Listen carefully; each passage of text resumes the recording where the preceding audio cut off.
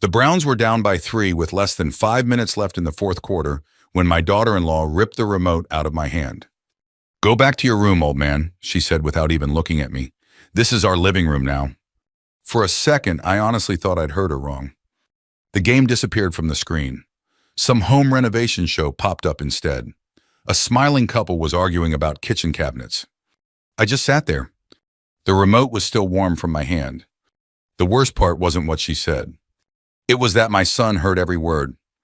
Brian was standing in the kitchen, maybe 15 feet away, pouring himself a glass of iced tea. He looked up, looked right at me, then looked back down. Didn't say a thing. Not one word. The room suddenly felt smaller than it had a minute earlier. I slowly pushed myself up from my recliner. My knees complained immediately. Arthritis had been winning that battle for years. Kelsey dropped onto the couch and pulled a blanket over her legs. Like nothing had happened. Like she hadn't just kicked me out of the room I'd spent 35 years paying for. I glanced toward Brian one more time. He wouldn't meet my eyes. So I turned and walked down the hallway. Nobody stopped me. Nobody apologized. Nobody even acknowledged what had happened. And somehow that hurt more than the insult itself. I got to my bedroom and closed the door. Not hard. Just enough. Then I sat on the edge of the bed. The silence hit me first. The television was still faintly audible through the wall. The sound of people discussing countertops and paint colors drifted down the hallway. I rubbed my hands together. They were shaking a little. Not from anger, from disappointment. At 67, you learn something strange about getting older. The physical pain isn't always the hardest part. Sure, my back hurt every morning. My knees sounded like a bowl of Rice Krispies. I had enough pill bottles to stock a small pharmacy. But those things weren't what kept me awake at night. Loneliness did. Feeling invisible did. Feeling like you were slowly being pushed out of your own life did. I stared at the dresser across from the bed. A framed photograph sat on top. My wife, Mary. She'd been gone 4 years. Cancer. Fast and cruel. The kind that steals someone before you're ready to say goodbye. I picked up the photo. "Well," I said quietly, "I guess things have gotten worse." Mary was smiling in the picture. The photo had been taken during a trip to Gatlinburg back in 2014. We'd rented a little cabin in the mountains. She'd spent 3 days making fun of my inability to start a charcoal grill. I smiled despite myself. Then the smile faded. Because Mary would have never allowed what had just happened. Not because she was loud. She wasn't. Mary had a way of making people behave without raising her voice. One look from her and Brian would have spoken up immediately. One look and Kelsey would have handed the remote back. Instead, the house felt different now. Not physically. Emotionally. Like I'd somehow become a guest. And guests aren't supposed to complain. I set the photograph back down. Then I opened the nightstand drawer. Inside were old papers. Insurance documents. Tax records. A few cards Mary had given me over the years. One was from our 35th anniversary. I pulled it out. Her handwriting filled the inside. At the bottom she'd written, "Don't let anyone make you smaller than you are." I sat there for a long time staring at that sentence. Maybe 20 minutes. Maybe longer. Eventually I heard footsteps in the hallway. Brian. He knocked softly. "Dad?" I didn't answer immediately. "Dad, can I come in?" "Sure." He opened the door. He looked uncomfortable, like a teenager who knew he'd messed up. "About earlier." I waited. He rubbed the back of his neck. Kelsey's stressed. There it was. Not an apology. An explanation. Those aren't the same thing. I nodded slowly. "Okay. She's worried about money." "Okay. We've been arguing a lot." I looked at him. "Did you come in here to tell me why she said it?" His face tightened. "No." "Then why are you here?" He didn't answer. Because we both knew the truth. He wasn't there to defend me. He was there to keep the peace. And for the first time, I realized something. Keeping the peace and avoiding conflict aren't always the same thing. Sometimes keeping the peace means sacrificing the person least likely to fight back. That person had become me. Brian sighed. "I just don't want everybody upset." I laughed. Not because anything was funny. because it was such a familiar sentence. He'd been saying versions of it his entire life. When he was 10, when he was 20, when he got married. And now, I understand, I said. He seemed relieved, like he'd completed a difficult task. Good. Then he left. I sat there listening to his footsteps disappear. A few minutes later, I heard laughter from the living room. Kelsey. Brian. The television. Life moving on. Without me. Around 10 that night, I made myself a sandwich. Turkey on wheat bread. Nothing fancy. The kitchen was empty. Everyone had already gone upstairs. I stood there eating while staring through the window above the sink. The backyard looked exactly the same as it had for years. The old maple tree. The deck I'd built myself. The fence Brian and I installed when he was 16. The house hadn't changed. The people inside it had. Or maybe I just finally stopped pretending not to notice. The next morning I woke up before sunrise. Old habits. I made coffee. Sat at the kitchen table. Watched the sun come up over Columbus. At 8:12 a.m., I picked up my phone. The number had been sitting on a sticky note for nearly 2 weeks. I had written it down after a conversation with an old friend. At the time, I wasn't sure why. Now I was. The woman who answered sounded cheerful. Buckeye State Movers. How can I help you today? I looked around the kitchen Mary and I had remodeled together. The house we'd spent decades building. The life we'd created. Then I said something that surprised even me. I need to schedule a move. The woman asked for a date. I looked at the calendar hanging on the refrigerator. The date suddenly felt very important. Tomorrow morning, I said. That soon? Yes. There was a pause. Then she said, we can do that. After I hung up, I sat quietly for a moment. My heart was pounding. Partly from fear. Partly from guilt. And partly because for the first time in a very long time, I felt like I was actually doing something. Not yelling. Not arguing. Not making threats. Just making a decision. Upstairs, I heard Kelsey walking across the floor. A cabinet door slammed. Life continued as usual, but not for much longer. Because they thought I was planning to move out. The truth was far more complicated than that. And by the time they came home from work the next day, nothing in that house would feel the same again. The truth was, I should have seen it coming long before that football game. Looking back now, the remote wasn't the beginning. It was just the moment I finally stopped making excuses. 8 months earlier, Brian had called me on a Tuesday evening. I remember because I was grilling burgers in the backyard. The weather was unusually warm for early spring in Ohio. My phone rang, and when I saw my son's name, I smiled. Back then, hearing from him still felt like a pleasant surprise. Dad? Hey, kid. His voice sounded tense. Can we talk about something? That's usually how bad news starts. A few minutes later, he explained that overtime hours at the warehouse had been cut. Money was getting tight. Their lease was ending. They needed somewhere temporary. Just for a few months. 3 at most. Maybe 4. I didn't even let him finish. Of course. Really? You're my son. I remember how relieved he sounded. I remember feeling good about helping. Truthfully, after Mary died, the house had become too quiet. Some nights I'd catch myself turning on the television just for background noise. Not because I wanted to watch anything. Because silence can get heavy when you live alone. So when Brian and Kelsey moved in, the house suddenly felt alive again. The guest room was occupied. There was laughter in the kitchen, shoes by the front door, the smell of coffee in the morning. For a little while, I liked it. I really did. The first month was fine. The second wasn't bad either. Then little things started happening. Little things are dangerous. You barely notice them at first. One Saturday afternoon, I came home from the hardware store and found my recliner pushed into a corner. It had always sat near the front window. That spot had belonged to the chair for almost 15 years. I asked about it. Oh, Kelsey said, the room flows better this way. I remember standing there holding a bag of mulch. The chair looked oddly out of place, but I shrugged. Not worth arguing about. A few weeks later, my tools disappeared from their usual shelf in the garage. Not stolen, just moved. Everything reorganized, without asking. When I couldn't find my socket set, Kelsey smiled. I made the garage more functional. Functional for who? I didn't ask. I already knew. Then came the boxes. Mary's Christmas decorations. Old family albums. A collection of ceramic birds she'd spent 20 years gathering.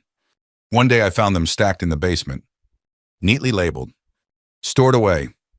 I stood there staring at them. Kelsey walked downstairs and caught me looking. Oh, I hope that's okay. What is? The decorations. I looked around. Why'd you move them? They were making the house feel cluttered. The house. Not your house. Not Harold's house. Just the house.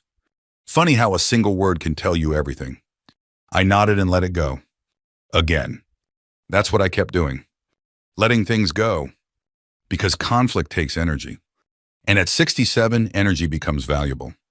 Besides, I told myself she wasn't trying to be cruel. She was younger. Stressed. Worried about money. Trying to build a future. Most of the time, I genuinely believed that. The truth is, Kelsey wasn't some cartoon villain. She wasn't walking around plotting ways to ruin my life. She had good qualities. She worked hard. She paid bills on time. She helped neighbors shovel snow during winter. She brought soup to sick friends. But people don't have to be evil to hurt you. Sometimes they just stop seeing you clearly. And that's what happened. Little by little, I became less of a person and more of an obstacle. Around June, I started noticing another change. Brian was disappearing. Not physically, emotionally. Every time Kelsey wanted something, Brian found a reason to agree. Every disagreement ended the same way. Dad, it's not a big deal. Dad, just let it go. Dad, she's stressed. I can't tell you how many times I heard those words. One evening, I sat alone in the garage after everyone went inside. The place smelled like motor oil and sawdust. For a while, I just stared at an old bicycle hanging from the wall. Brian's first bike. Red frame. Training wheels long gone. And suddenly, I remembered teaching him to ride it. Running behind him down the street. Sweating through my shirt. Pretending not to be terrified he'd crash. The memory hit me harder than I expected. Because that little boy would have defended me. That little boy would have marched right into the living room and told anyone bothering his father to knock it off. I missed him. More than I knew. The next warning sign came from one of my neighbors. Mrs. Donnelly. She'd lived across the street for almost 30 years. Known Mary since the Reagan administration. One afternoon, she stopped me while I was checking the mail. How's retirement treating you? Can't complain. She hesitated, then smiled awkwardly. I ran into your daughter-in-law at Kroger.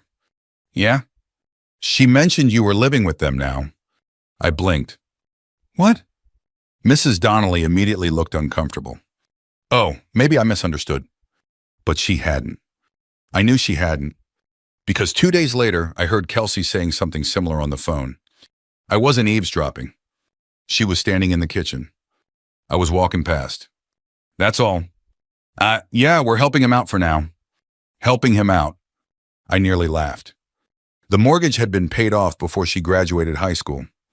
The property taxes came from my account. The homeowner's insurance came from my account. The roof over her head existed because I'd spent 4 decades working in Ohio summers and winters. Helping me out. I kept walking. Didn't say a word. Then came the conversation that stayed with me. The one I couldn't shake. One evening, I walked downstairs to get a glass of water. Kelsey was talking to a friend on speakerphone. She didn't realize I could hear her. He can't live alone forever. A pause. Then she continued. Honestly, assisted living might be better eventually. Not angry. Not cruel. Matter of fact. Like she was discussing lawn care. The thing that bothered me wasn't what she said. It was how easily she said it. As if my future had become a planning discussion. As if I wasn't part of the conversation. That night I barely slept. I kept staring at the ceiling. Thinking. Wondering. Questioning myself. Maybe she was right. Maybe I was getting older. Maybe I was becoming difficult. Maybe I was overreacting. That's the strange thing about disrespect. When it happens slowly enough, you start doubting your own instincts. Then something happened that removed every last doubt. 3 days before the football game, I was scrolling through Facebook. Mostly pictures of grandchildren, fishing trips, and people arguing about politics. Normal stuff. Then I saw a listing on Facebook Marketplace. An antique porcelain lamp. Hand-painted. Blue flowers. I recognized it instantly. Mary's lamp. The one her mother had given her. The lamp sitting in our guest room for 20 years. My stomach dropped. I clicked the listing. Seller's name, Kelsey.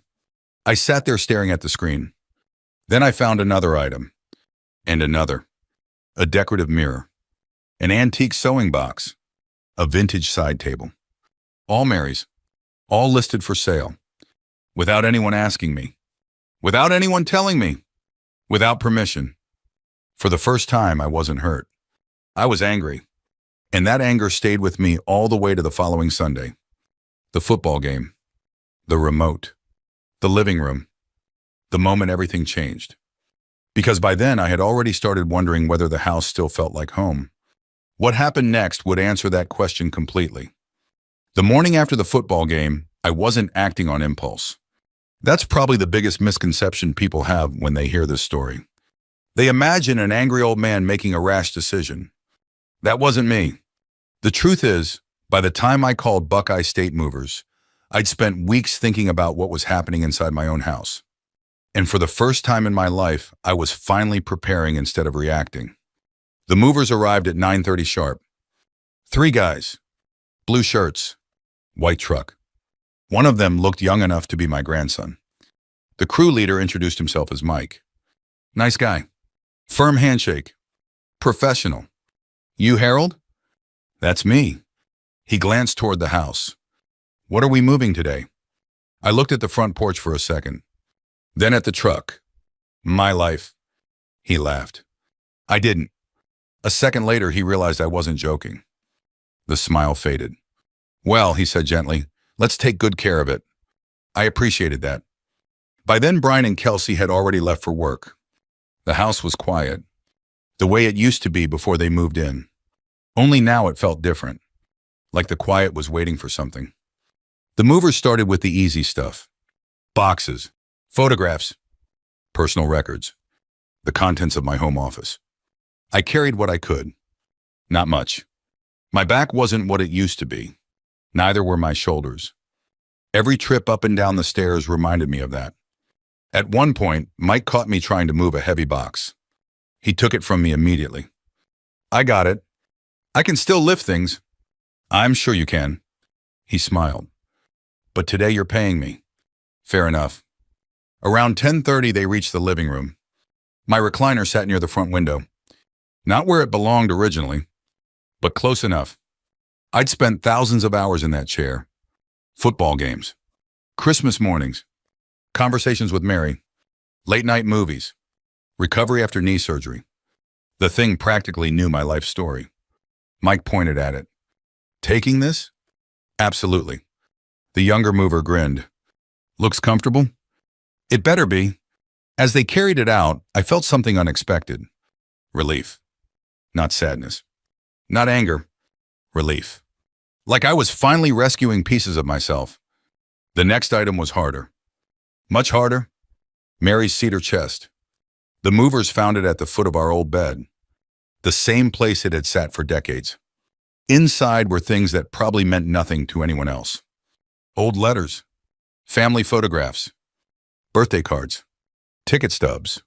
Recipes. Tiny pieces of an ordinary life. The kind of things people keep because they matter. Not because they're valuable. I walked over and placed my hand on the lid. The wood felt smooth beneath my fingers. Mary used to polish it every spring. I could almost smell the lemon oil. For a second, I forgot the movers were there. Forgot everything. It was just me and 40 years of memories. Sir? Mike's voice brought me back. You okay? I swallowed. Nodded. Yeah, I wasn't, but I would be. Eventually. Let's take it. They carefully carried the chest outside. I followed them. Slowly. The morning sun felt warm on my face. The truck door closed. And for the first time that day, my eyes filled with tears. Not because I was losing something. because I was protecting it. There's a difference.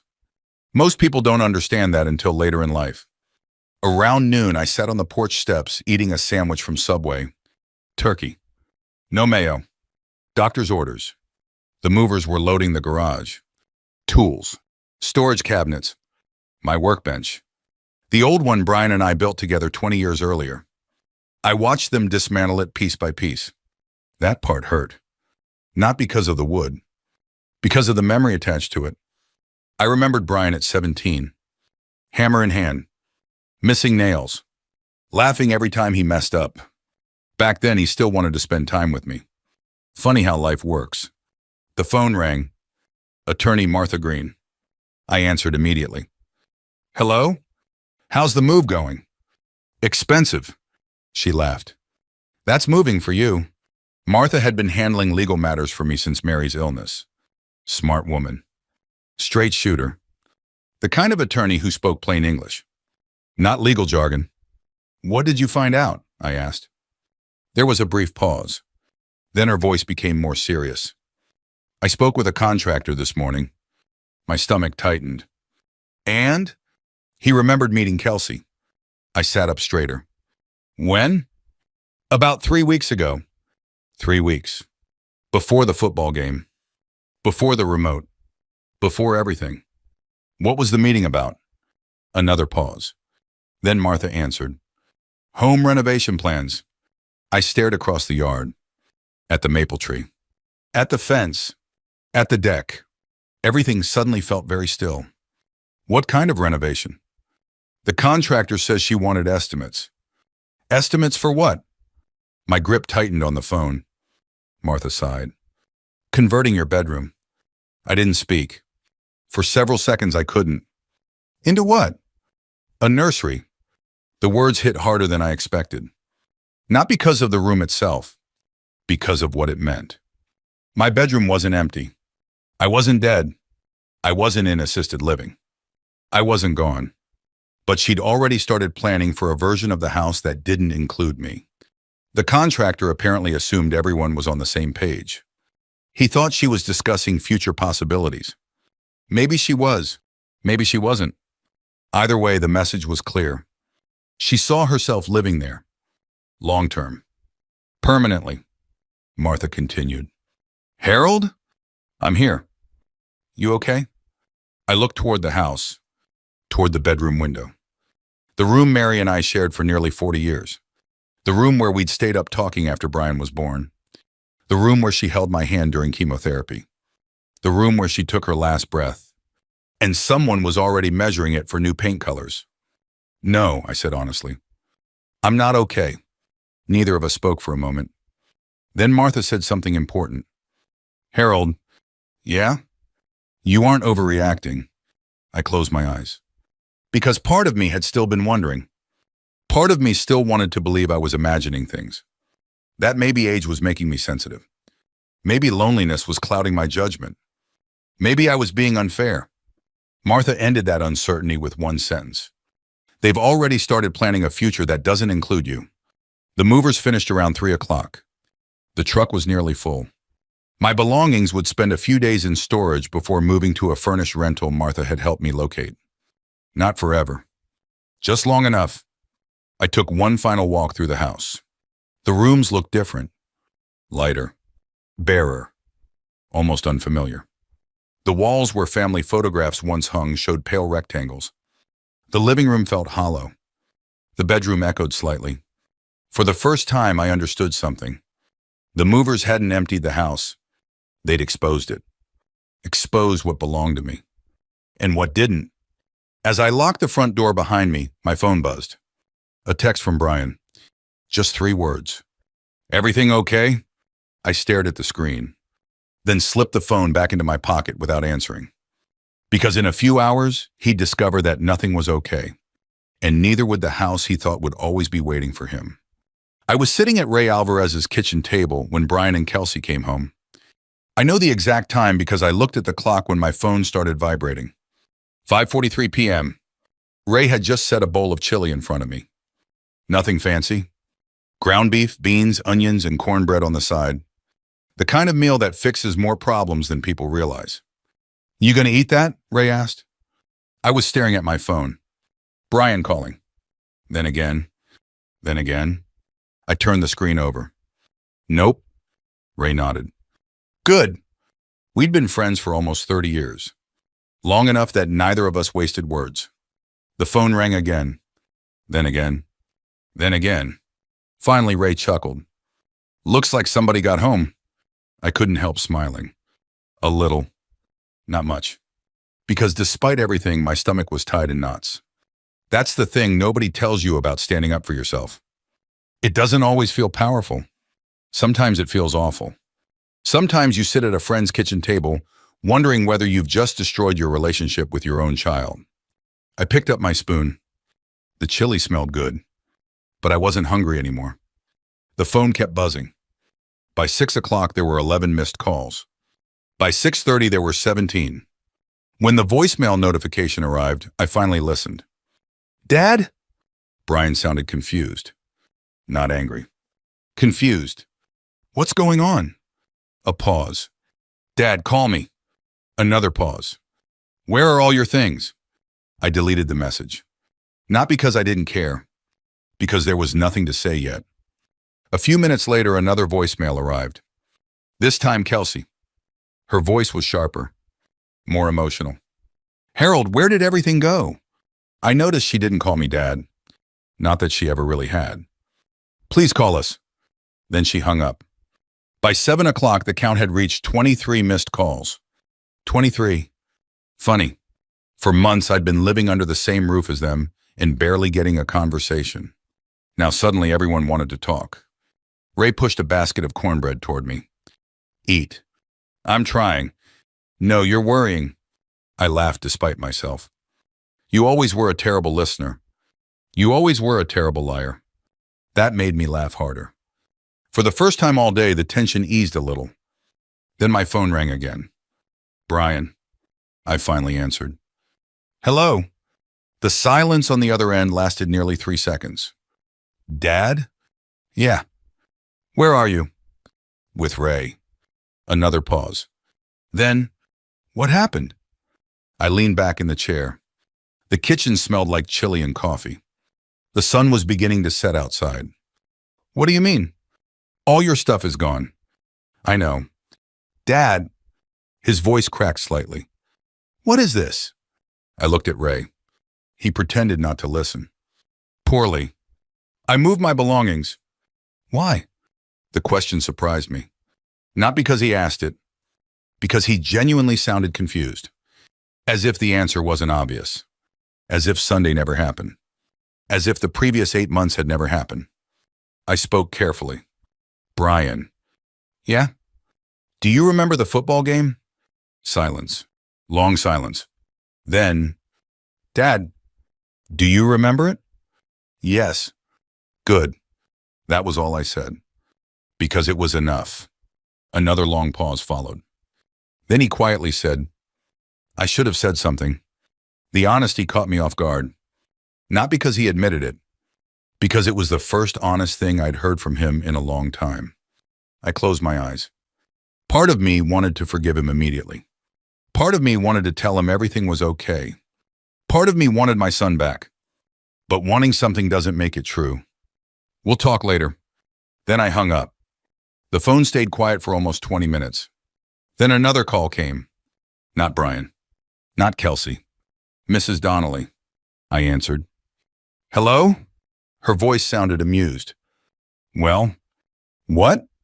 You seem to have caused quite a stir. I smiled. Apparently word traveled fast. What happened? She laughed.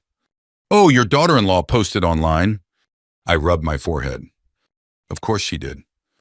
What'd she say? Mrs. Donnelly cleared her throat dramatically. My father-in-law suddenly abandoned the family home and removed everything without warning.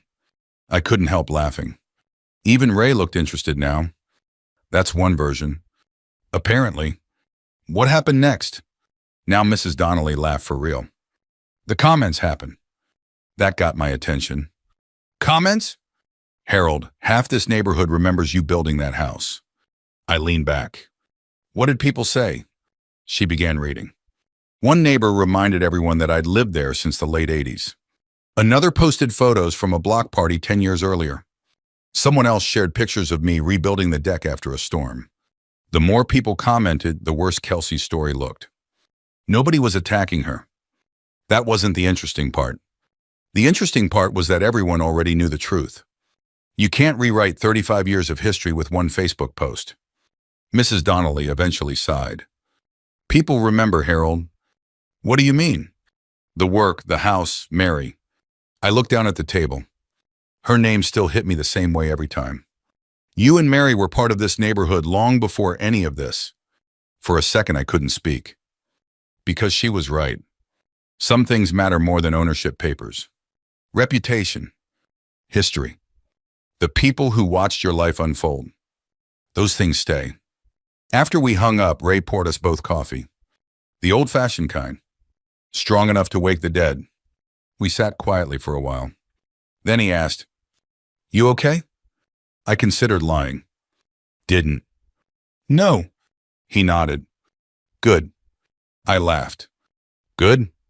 Means you're human. That was Ray. Never sentimental. Never dramatic. Just honest. The next morning I woke up on the pull-out couch in his den. My back hated me. My knees hated me. My neck hated me.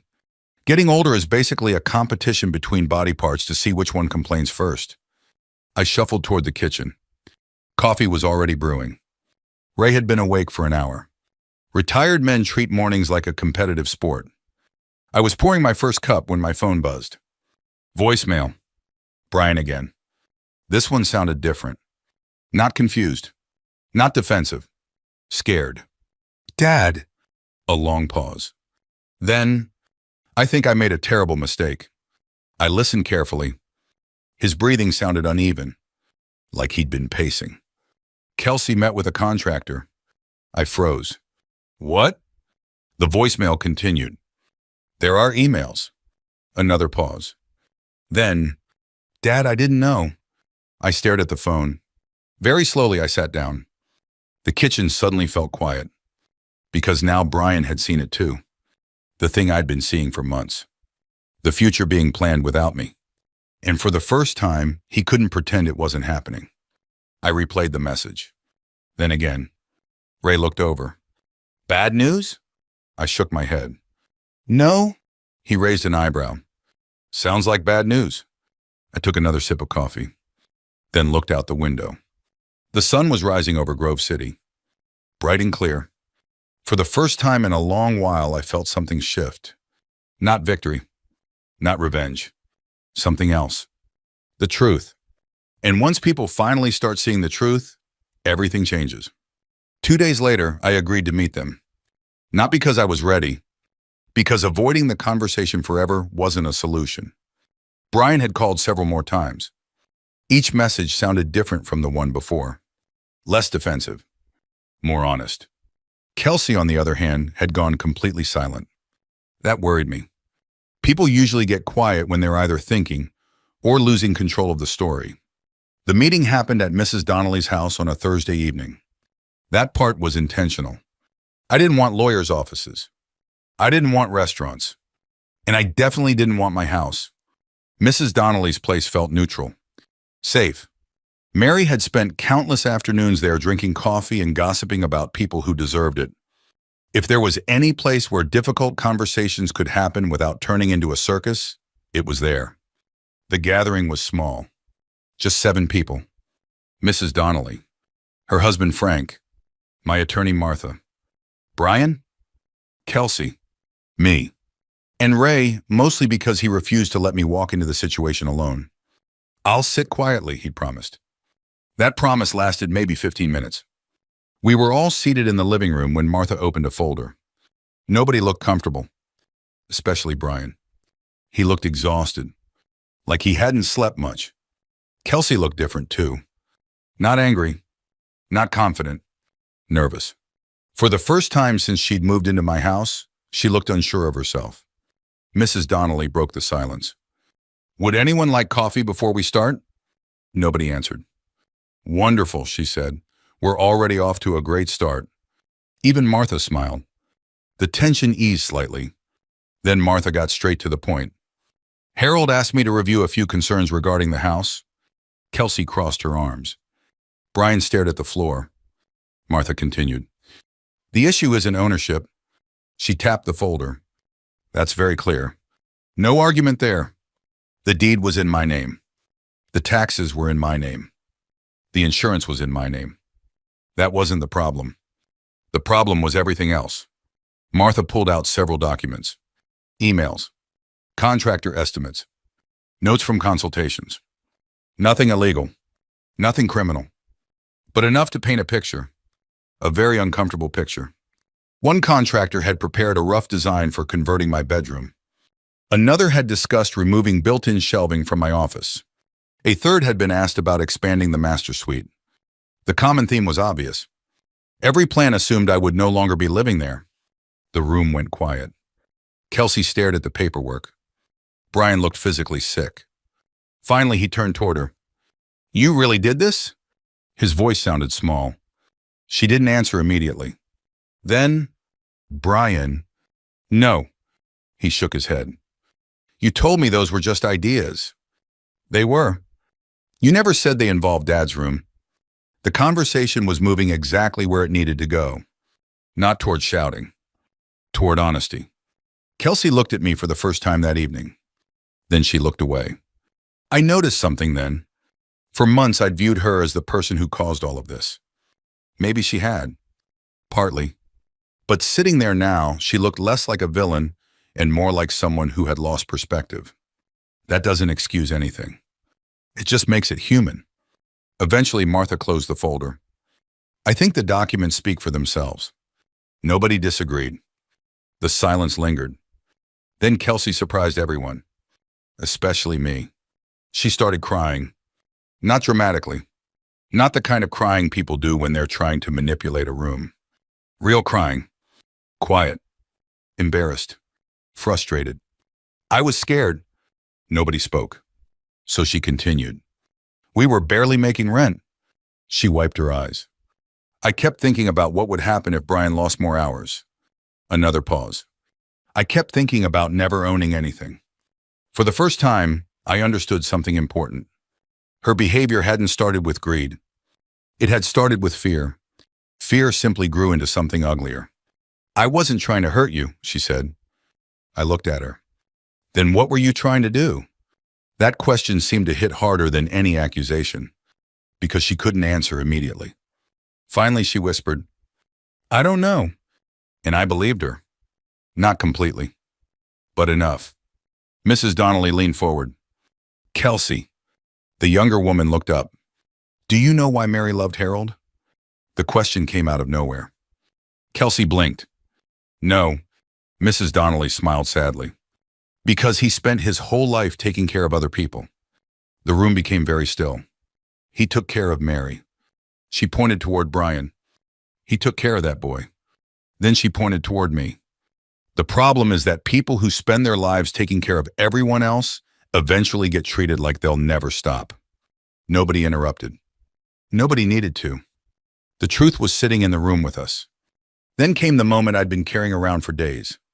I reached into my jacket pocket, pulled out an old photograph. The edges were worn. The colors faded. But the image was still clear. I handed it to Brian. His eyes widened immediately. Oh, wow. The picture had been taken in 1989, the year we bought the house. The garage wasn't finished yet. The siding wasn't complete. The landscaping was mostly dirt. Mary stood smiling beside a ladder. 8-year-old Brian held a paintbrush almost as tall as he was, and I stood in the middle looking about 20 years younger and 30 pounds lighter. Everyone studied the photo. Nobody spoke. Then I finally said what I'd come there to say.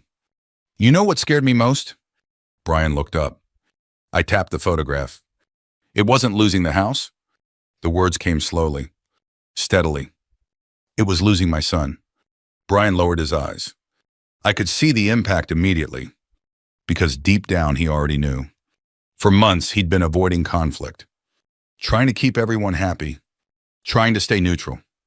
The problem is that neutrality has a cost. Eventually someone pays for it. In this case, that someone had been me. A few seconds passed. Then Brian did something I hadn't expected. He stood up, walked across the room, and hugged me, the same way he used to when he was younger. Hard, without hesitation. "Hey, Dad?" His voice broke. "I'm sorry." I closed my eyes. Not because everything was fixed, because it wasn't, not even close. But for the first time in a long time, my son sounded like my son again. When he finally sat back down, I looked at both of them. Then I spoke as calmly as I could. "You need to find another place to live." Neither argued. Neither protested. "I'll give you 60 days. Brian nodded. Kelsey nodded too. There was sadness in her face. Relief too. Maybe because pretending had finally become harder than telling the truth. As the meeting ended, people slowly stood. Coffee cups were collected. Papers were packed away. The crisis that had been building for months finally felt real. But not devastating. Just necessary. And as I walked out of Mrs. Donnelly's house that evening, I realized something. Revenge wasn't what I felt. Relief was. 3 months later, I was sitting in my recliner watching a Browns preseason game when I realized something strange. The house was quiet again. Not empty. Just quiet. And there was a difference. When Mary first passed away, the silence had felt like a wound. Every room reminded me of what was missing. The kitchen table. The hallway. The bedroom. Even the laundry room. Every corner carried a memory. Back then, silence felt lonely. Now it felt peaceful. Maybe not every day. Maybe not every hour. But most days. And at 67, peace starts becoming more valuable than excitement. The 60 days I'd given Brian and Kelsey had come and gone. To their credit, they didn't fight me. They found a rental on the east side of Reynoldsburg. Small place. Nothing fancy, but it was theirs. The move itself happened without drama. No screaming. No threats. No last-minute arguments. Just boxes, furniture, moving trucks, and acceptance. Honestly, that surprised me. I'd spent weeks expecting another battle. Instead, something different happened. Reality finally caught up with everyone, including me. The day they moved out, Brian stayed behind for a few minutes. The truck was loaded. The driveway was nearly empty. He stood beside his pickup looking nervous. "Dad?" "Yeah?" "I don't know how to fix this." I leaned against the garage wall. "Neither did I." "Maybe you don't." He frowned. "What does that mean?" "It means some things don't get fixed." The words hurt to say, because they were true. Trust doesn't come back overnight. Respect doesn't magically reappear. Relationships don't heal because somebody says sorry once. Healing takes time, and time isn't something you can rush. Brian nodded slowly. Then he surprised me. Again. "I'll keep trying." I looked at him. Really looked at him. For the first time in months, he wasn't avoiding responsibility. He wasn't blaming Kelsey. He wasn't making excuses. He was simply telling the truth. And truth is where healing starts. After he left, I stood alone in the driveway. The house behind me felt bigger somehow. The air felt lighter. Then I went inside and discovered something unexpected. I hated it. The quiet. The empty rooms. The absence of footsteps. The lack of activity. For the first few weeks, I questioned everything. Had I overreacted? Had I pushed too hard? Was being right worth being alone? Those thoughts showed up mostly at night, usually around 2 a.m, when the house creaked, when the refrigerator hummed, when there was nobody else around. Those were the hardest moments. Not the confrontation, not the moving trucks, not the arguments, the silence afterward. Ray helped. A lot. He dragged me out of the house whenever possible. Breakfast at a diner, fishing trips, hardware store runs. One Thursday he showed up with a ridiculous idea. "You need a hobby." "I have hobbies." "You have television." "Football is a hobby." "No." He pointed at me. "Football is avoidance." I hated how often he was right. A week later, he convinced me to start volunteering at a local community workshop. Mostly retired guys helping repair furniture for families who couldn't afford replacements. Nothing glamorous, just practical work. Tables, shelves, chairs. The first day I almost didn't go. The second day I stayed 3 hours. The third week I actually started looking forward to it. Funny how purpose sneaks back into your life when you're not paying attention. Meanwhile, Brian kept showing up. Not constantly, not excessively, just consistently. Sometimes we'd grab lunch. Sometimes we'd work on small projects. Sometimes we'd sit on the porch drinking coffee and barely talk. Oddly enough, those quiet visits meant more than long apologies ever could. One Saturday morning, he stopped by with a toolbox. "The kitchen faucet still leaking?" I smiled. "Maybe. Let's fix it." For the next 2 hours, we worked side by side, like we used to. Not talking much, just working. The way fathers and sons often do. At one point, he crawled under the sink. I handed him a wrench. A minute later, he said, "Dad, can you pass me the channel locks?" Simple sentence. Nothing special. Except it felt special. Because it sounded normal. Natural. Like the years before all the tension. The years before everybody started walking on eggshells. The years when we were simply father and son. Later that afternoon, while cleaning up, Brian hesitated. Then he asked, "Do you think Kelsey is a bad person?" The question caught me off guard. I thought about it carefully. Long enough that he knew I was taking it seriously. Finally, I shook my head. "No." "Really?" "No." I sat down on the workbench. "I think she got scared." Brian listened quietly. "I think fear turned into entitlement." I shrugged. "And I think entitlement turned into disrespect." He nodded slowly. "That's fair. Maybe it was. Maybe it wasn't. But it was honest." As for Kelsey, I only heard bits and pieces after that. Apparently, she and Brian were taking some time apart. Not officially divorced. Not officially together. Just figuring things out. I didn't celebrate that. There was no joy in it. Families are complicated. People make mistakes. Sometimes big ones. The goal was never to destroy anyone. The goal was simply to stop allowing myself to disappear. One Sunday afternoon in early fall, I found myself sitting in the living room again. The same room. The same house. The same football team breaking my heart. Some things never change. The Browns were losing. Naturally. I reached for the remote sitting beside my chair and laughed. Because there was a strip of masking tape across the back. Written in black marker were 2 simple words. Harold's remote. Ray had done it as a joke a few weeks earlier. I'd left it there. Every time I saw it, I smiled. Not because of the remote. Because of what it represented. A boundary. A small one. A silly one. But a boundary all the same. I looked around the room. Mary's photograph sat above the fireplace. The cedar chest was back where it belonged. My chair sat near the window. Sunlight stretched across the hardwood floor. And for the first time in years, I felt completely at home. Not because nobody would ever hurt me again. Life doesn't work that way. Not because every relationship was repaired. Some scars remain. But because I finally understood something. I didn't win by taking anything away from anyone. I won by refusing to give away pieces of myself anymore. If you've ever had to set a boundary with someone you love, you probably know how difficult it can be. Sometimes the people closest to us are the ones we struggle to stand up to. But peace matters.